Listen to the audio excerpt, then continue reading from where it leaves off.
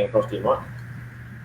Welcome everybody to our online political series this morning, hosted in conjunction with Platinum Partner Gibson Sheep and the Hutt Valley Chamber of Commerce. I'm Mark Skelly, President of the Hutt Valley Chamber of Commerce. I'd like to extend a warm welcome to you all and acknowledge our special guests who are watching today.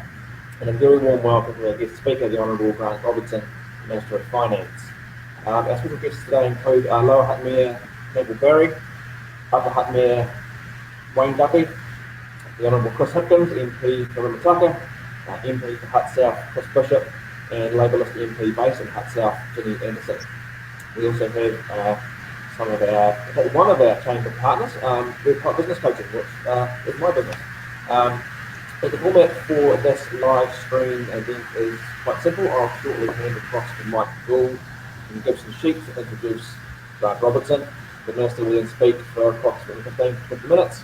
We encourage you to ask questions throughout the live stream by commenting in the comments section below. The Minister will address some of these after he has spoken. We will then conclude the live stream, and that's how this will run. So once again, a very, very warm welcome to the Honourable Grant Robertson. I'm going to hand over to Mike Gould. Thanks, Mike.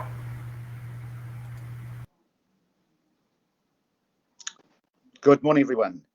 Despite what John Cleese has said, Palmerston North has produced many fine New Zealanders, our guest this morning being one of them, although he quite quickly moved down and settled in Dunedin, I understand. He studied politics at Otago, graduating with a Bachelor of Arts with honours, and at university was president of the Otago Universities Association. I'm not sure how you qualify for that given what I see about Otago students, but he then became co-president of the New Zealand University Students Association. He joined the Ministry of Foreign Affairs and Trade in 1997, where he managed the New Zealand Overseas Aid Program to Samoa. He was then posted to the United Nations in New York, working on global environment and development issues. The Minister's belief in social justice and a desire to see every New Zealander achieve their potential led him into politics, and he's been the Member for Parliament for Wellington since November 2008, and in opposition held a range of portfolios. After the 2017 election, Mr. Robertson was appointed Minister of Finance, Minister for Sport and Recreation, and Associate Minister for Arts, Culture and Health, pointing out that the COVID epidemic has meant that the Wallabies may well have an unbeaten season. I don't know why he's been... but in the event, welcome, Minister, and thank you for coming. Oh, kia ora, Mike. Thank you very much indeed for the opportunity to be here today. It is it's a different way of doing this round of post-budget gatherings, and I always appreciated the opportunity to come to the Hutt Valley Chamber and have the conversation. I'm missing out on the breakfast, so if anyone wants to deliver one round to home, just feel free at any point. But in all seriousness, I look forward to another occasion in the future when we can get together in person. Can I acknowledge my parliamentary colleagues who are with us today, particularly my Labour Party colleagues, Ginny Anderson and Chris Hipkins. I also noted you mentioned that Chris Bishop was with us as well today. I also acknowledge the mayors, Campbell Barry and Wayne Guppy, who we've just had a brief chat with before. And I want to assure those of you in the Hutt Valley community that all of your elected representatives are continually talking to me about what we can do to support the Hutt Valley come through COVID-19 and come out the other side. And you're very well represented in terms of the people who are on this call and who look after the Hutt Valley on a day-to-day basis. And to the Chamber and my old school friend Mark and others, it's great to see you all here today. What I thought I'd do is give you a brief run through around where we were heading with the budget and some of the issues that we're still continuing to work on. I can, for once in the life of a finance minister, say that I think a lot more New Zealanders watched the budget this year than have in the past. So I probably don't need to go through it in intricate detail, but rather talk to you about some of the themes, some of the numbers, and as I say, where we're going to go in our next steps. And For us, this budget was very much part of our 3Rs plan that we have for COVID-19, and that is respond, recover, and rebuild. And obviously, the response phase of COVID-19 is one that you'll be very familiar with from a health perspective. And it is worth just reflecting again on the incredible job that our team of 5 million has done in getting on top of the virus. When we look around the world, we find ourselves in a pretty privileged position in terms of our ability to rebuild our society and our economy in a relatively short space of time compared to other countries who are going to be facing extended periods of lockdowns and restrictions and huge impacts on their society and their economy.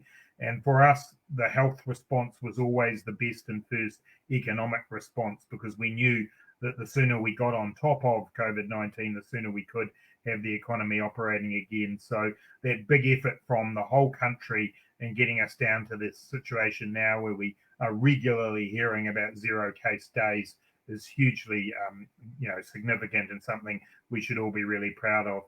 But I recognize that it doesn't come at no cost. There are no costless decisions in this environment, just as there has been no playbook to fall back on of how to deal with a 1 in 100 year shock to our economy and our society. And so I absolutely recognize that many of the people on this call and the businesses and the communities that you live in have been doing it tough and will continue to do it tough.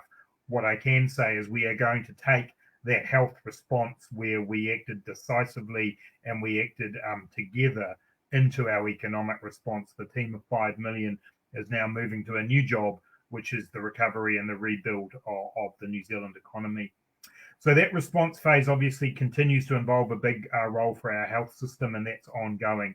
And so one element of the budget that didn't change from what we were planning going in was a big boost to our health spending. And it's the largest ever increase in health spending that we've seen in New Zealand, around $5.9 billion going into the health budget. Some of you will be familiar with the calculation that's been done over the last few years of what's needed in our health system just to stand still, to keep up with inflation and population increase in our aging population. This year, that would have been around about $710 million per year for our DHBs to do that.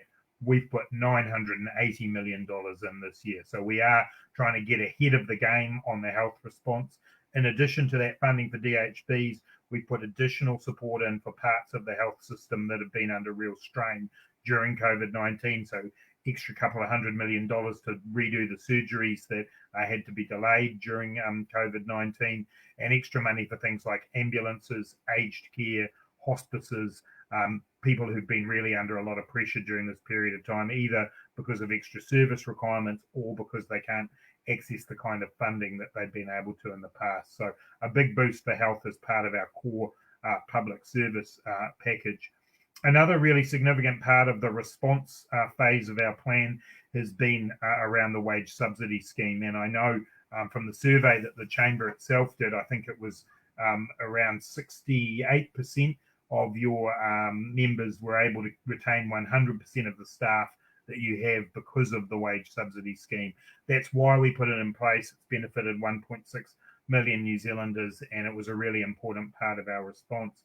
As we move through our alert levels and more people are able to get themselves back into work and businesses get operating, we're now targeting that wage subsidy scheme a bit more.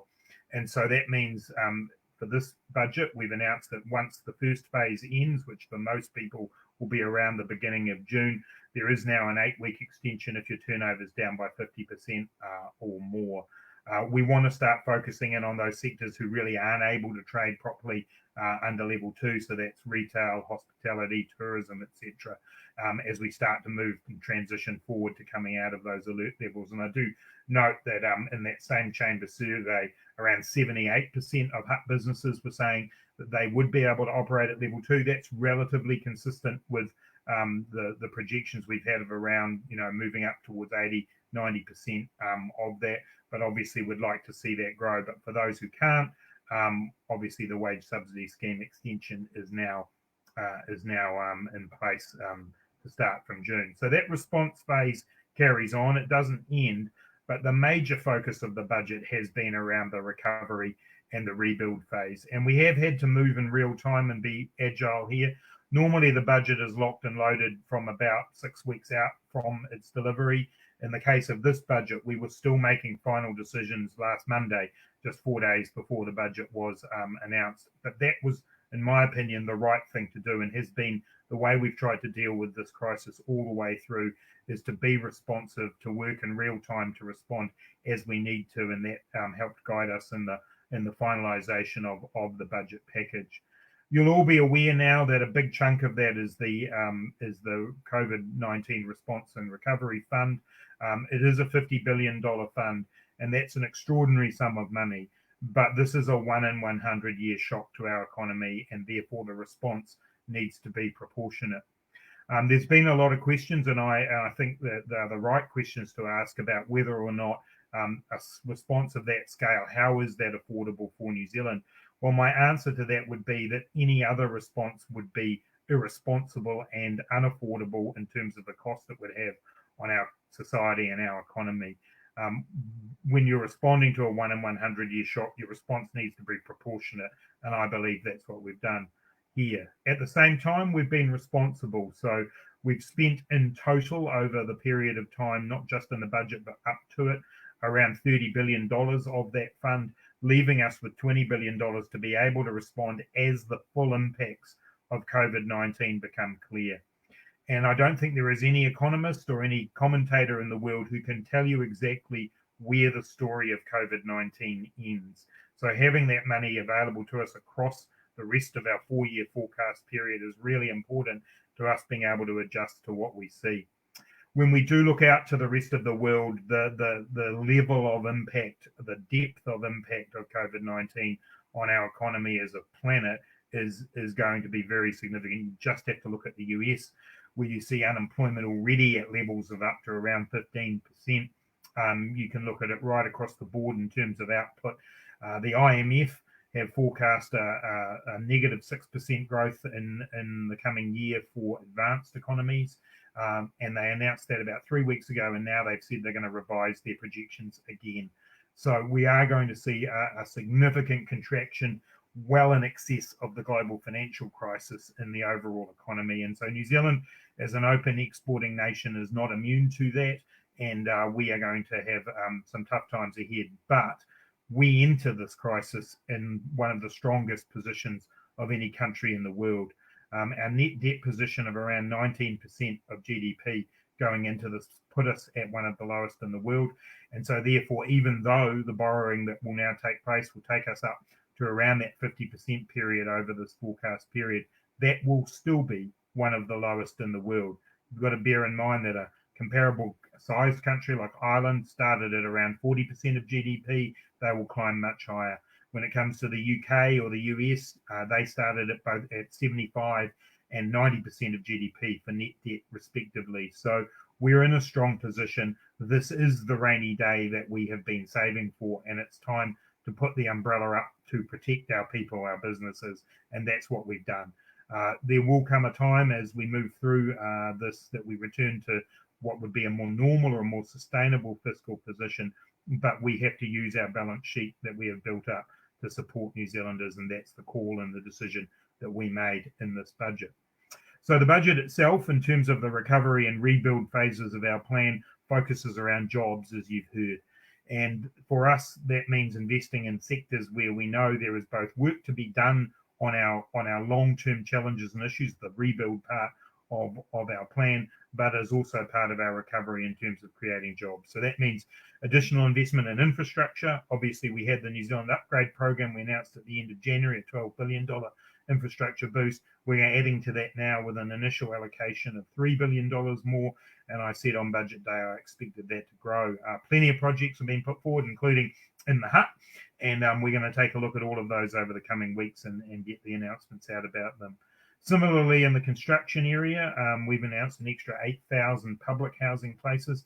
Kāinga Ora, the artist formerly known as Housing New Zealand, is actually ahead of schedule in terms of the job we've given them on the building and acquiring of public houses, and we want to build on that success and obviously also contribute to job creation in our construction industry as well.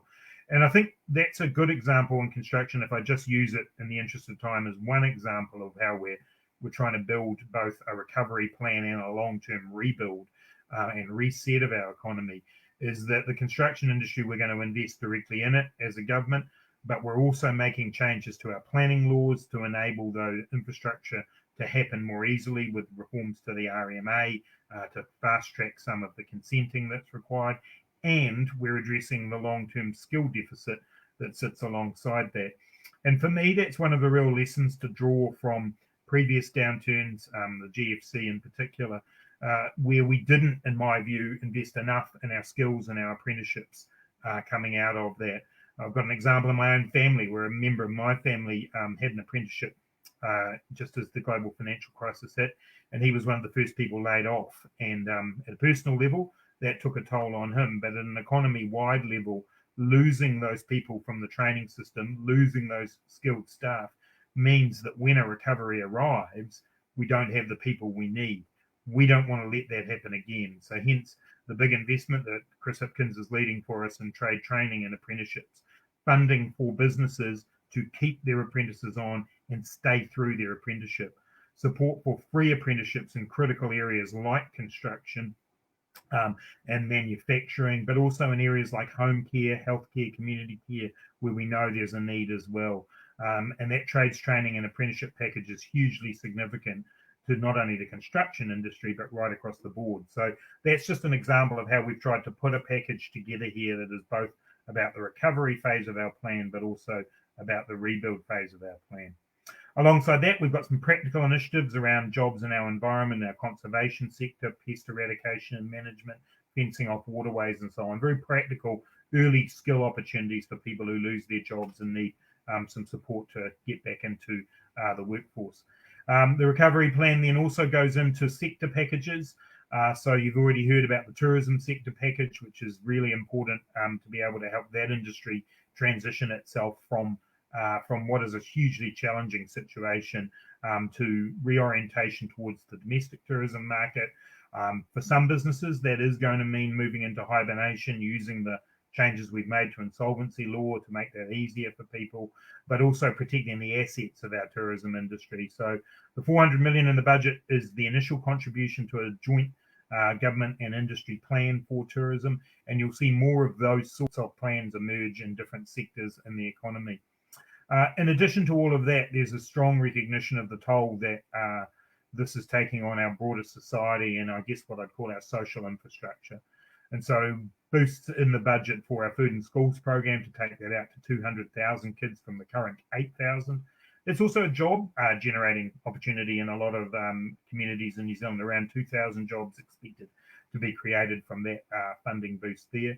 That all comes on top of the investment we made on the 17th of March to boost our main benefits by $25 a week and double the winter energy payment, because we know from our experience of previous downturns, it is those on the lowest incomes and those at the margins of our society in many cases who are the worst affected. And so we've put in place a significant amount of support to be able to support those families and those households, and we will continue to look to do more there as well. Across the rest of the budget, particular packages to support areas that have been affected. One that I'm involved in is the sports and recreation sector, where that community of organisations has been decimated by COVID-19, losing the support that they get through gaming trusts, community funds, sponsorship, and so on. Same applies for the arts sector, and the Prime Minister, as the Minister of Arts, Culture and Heritage, will have an announcement to make very soon about all of that. So for us, this is about now the process of moving through that recovery phase into rebuild. Put all together, the estimate is that we're going to save up to 140,000 jobs by these initiatives and contribute to the creation of around 300,000 over the next 4 years. That is, a significant dent in the impact. But as I said earlier, and as I said, even as far back as the middle of March, we cannot save every job or every business, but we're doing the very best we can to support as many people to stay in work, businesses to stay afloat and carry through. And the initiatives we've already put in place around changes to the tax system to enable loss carryback, making sure that people can have depreciation on commercial and industrial buildings, reinstating that after it was taken away a few years ago. The work that we're doing around supporting people not to have to pay use of money interest when they have tax debt. All of that really matters when it comes to supporting our businesses to get through this, and we'll continue to look to update that as we did with the small business cash flow loan scheme to support people with their fixed costs beyond wage costs. So my main message really about the budget is that it's a bit different from the past. It's not the end of the road when it comes to an economic support package. We have to respond to COVID-19 from an economic perspective every day, not just on budget day, and you'll be seeing a number of further announcements from us as and when the need arises from that. In terms of the long term, from the rebuild and reset, this is an opportunity for us to look again at the issues that have bedeviled the New Zealand economy for a long time, our low productivity. So that's why you're seeing big investments in infrastructure, further investments in research and development, and also into making sure that we support our skills and lifting our skills there. From a small and medium enterprise point of view, one of the new lessons out of this has been the importance of e-commerce.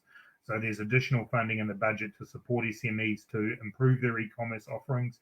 That'll be through provisions of direct grants as well as further business advisory support in that space. I think that's a really important area for us to make sure that businesses, particularly SMEs, are able to adjust to a new and different trading environment. And then globally, a big boost in funding to NZTE, around $216 million to support our exporters in a very different world, again, with a focus on e-commerce, but also supporting our NZTE in-market work, which needs to continue even if exporters themselves aren't able to visit some of those markets right away. So we're going to keep building on that and keep working on ways in which we can support New Zealanders to come through this and to thrive at the other end. This is a 1 in 100 year shock, and I don't underestimate the impact it's had on the Hutt Valley community, on communities right around New Zealand. But we have worked hard as a country over a long period of time to prepare ourselves for a rainy day such as this, and we're now making use of that hard work to be able to support all of our families and our communities through this. And I look forward to working with you on that, and I'm very happy to take your questions from here. Kia ora koutou.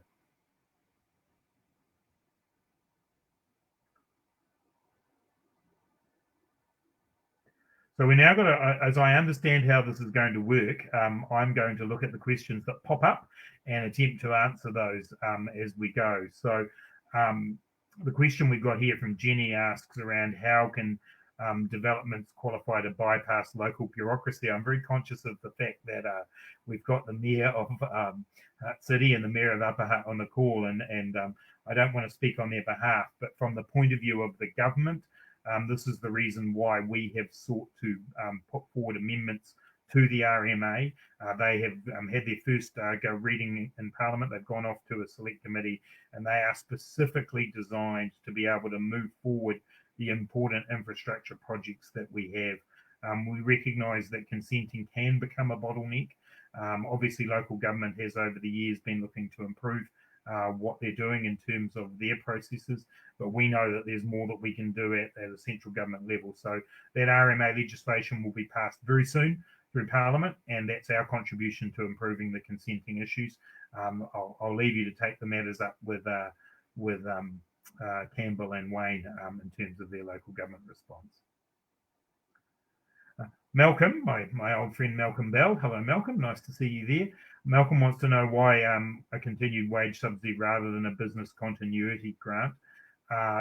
It's a bit of both, to be honest, Malcolm. So the wage subsidy is about continuing to support people to keep their employees on as they reorientate their business. And for many, the 12 weeks that we've initially put in place is sufficient period of time for them to repackage and reshape their business offerings. For others, given level 2 is still not an environment where they're able to trade very much at all, we felt that it was justified to do the 8-week extension to support them, but obviously it's a significantly more targeted response. Alongside that, we brought in the small business cash flow loan scheme. Now, this is a scheme that's available for people with up to 50 FTEs. It's interest-free for the first year, no repayments for 2 years, and then a 3% interest rate for a 5-year term loan. That's pretty good terms, and ones that I think businesses are appreciating. I know that they are, because they've taken that loan scheme up in great numbers over the last couple of weeks. And Jenny Anderson just mentioned to me before that when she had been going around businesses in Petone and talking to them, a number of them had taken up that loan scheme for exactly the purpose you raised, Malcolm, which is just knowing that they've got a bit of working capital to be able to support the fixed costs they've got when their revenue is still coming back to normal. So that's the reason why we've got the mix of those policies. We continue to monitor what else we can do, but we believe that mix of the wage subsidy and the loan scheme is the appropriate one to support vulnerable but viable businesses. Richard's asking me my views on the concept of an additional public holiday. Look, Richard, there are definitely pros and cons for this idea. The pros really sit both, yes, in the tourism industry, where we know that there are people who are doing it tough, and we really do want to reorientate our tourism offering around domestic tourism.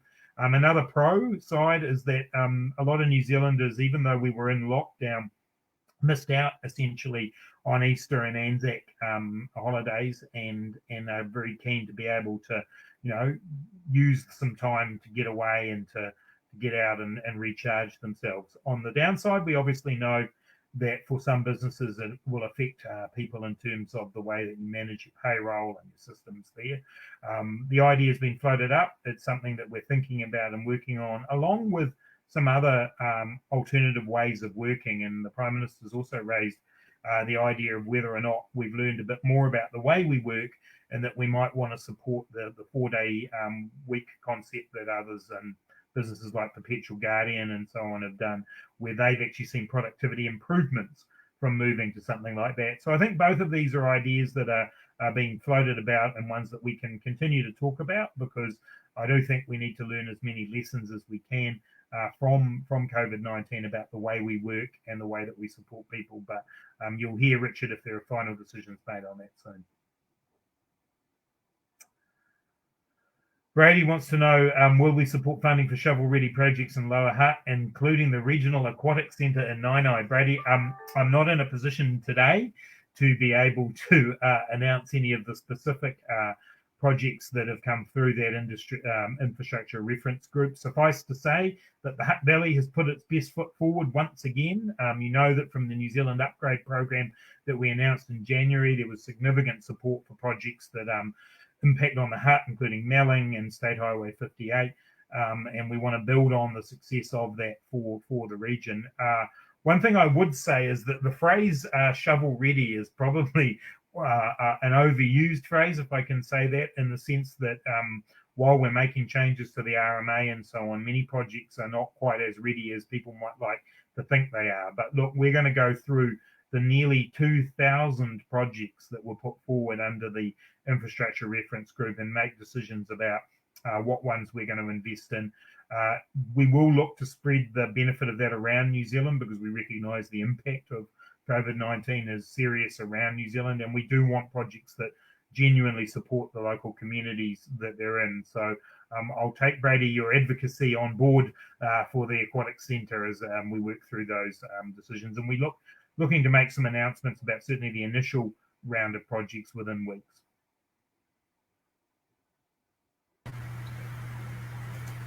Thank you very much, Minister, and thank you everyone for tuning in to today's live stream.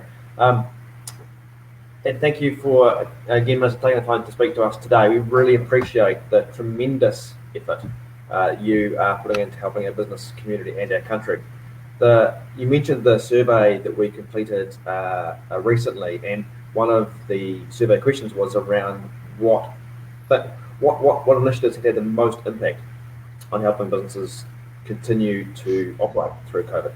And the wage subsidy scheme was rated far and away the largest one. I think it was 500% more important in their ratings than any other single initiative or action that anyone had been able to take. So I really just want to acknowledge the speed at which you and the government acted on that. It's made a significant difference to all the businesses, not just in the Hutt, but in New Zealand.